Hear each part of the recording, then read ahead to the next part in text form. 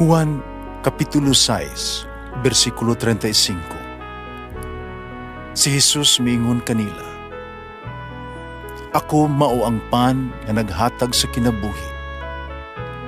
Ang muari kanako dili nagayod gutomon, ug ang mutuo kanako dili nagayod uhawon." Pan sa kinabuhi.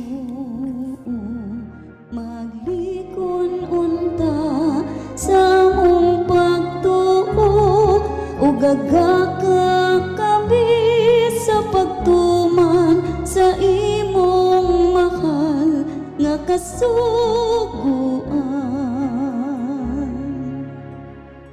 Ang ginawa na kaninyo Santo sa Ebanghelyo sumala ni San Lucas.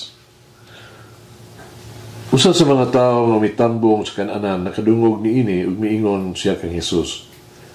Ulahan kadtong katambong sa kananan dito sa harian sa Dios.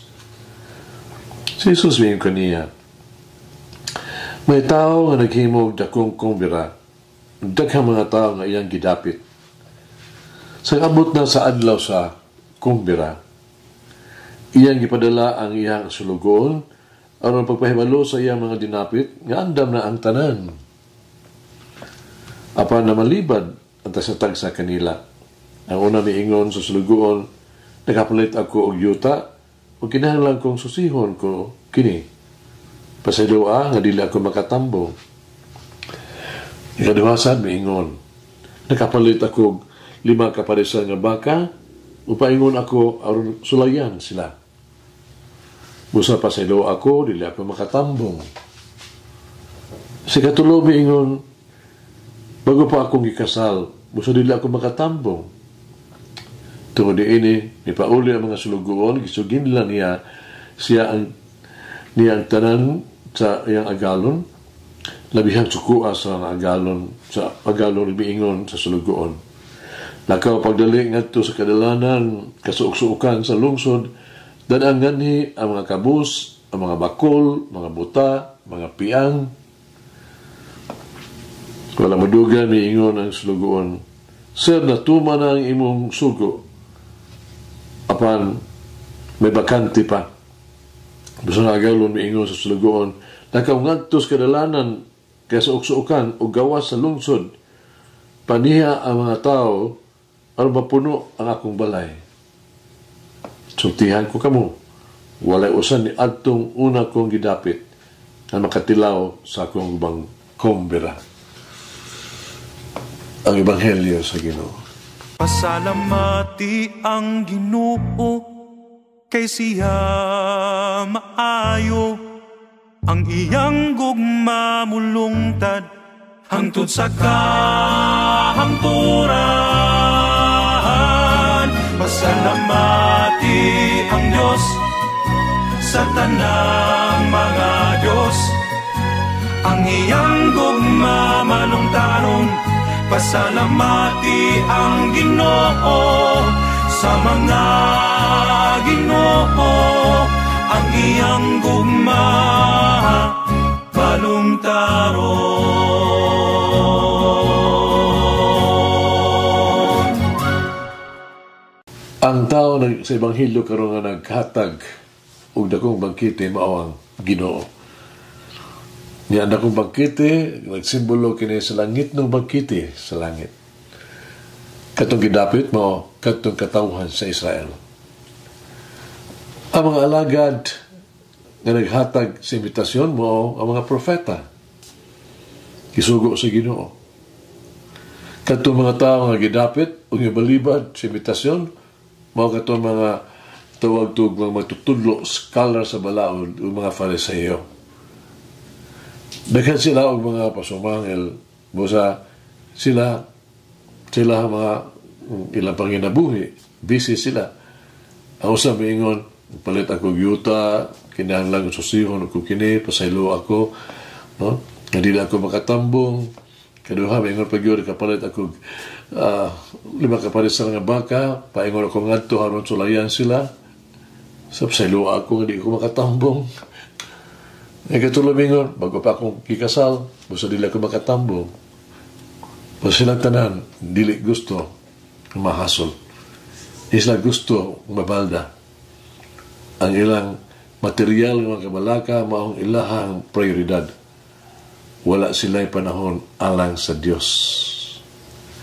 Karon ang Diyos kanunay nagtawag kanato sa pagbalik nga to kaniya. Kanunay kitang kidapit sa Diyos nga magabilin uban kaniya. Lawa pa ni Ana, ang Diyos kanunay nagpadala og mga mensahe, mga mensahero, aron pagpahinundom kanato, aron kita makinuso, aron kita mabalik ngadto kaniya. Ug kinahanglan nga maghatag dayon kita og tubag. Kinahanglan unahon tugid ang Dios kaysa to ang personal nga mga interest. Kinahanglan nga may kagun uta kita nga motambong sa bangkite sa Dios ngadto giharian sa langit. Tugilano giniso sa kabatir nga theologian ba? Daya nga miangkon siya sa iyang gitautog professor.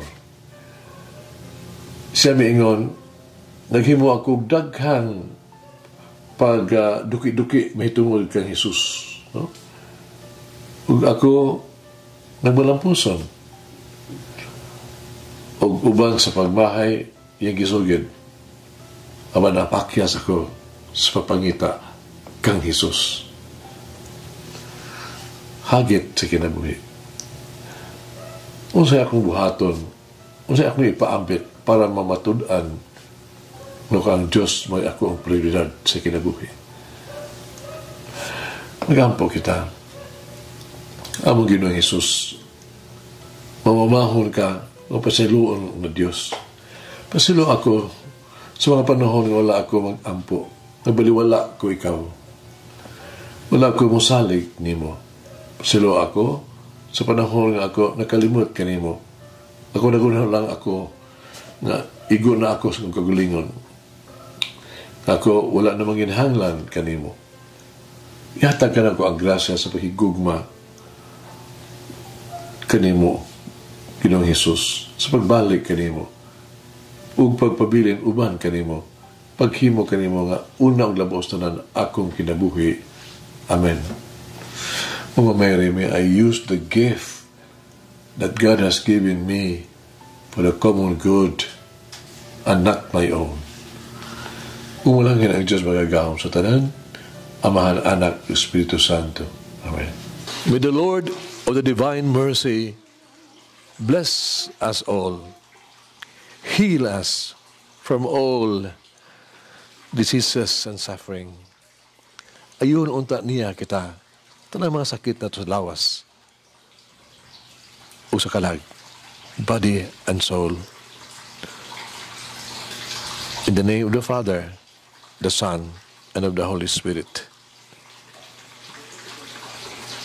Jesus, I trust in you. Amen.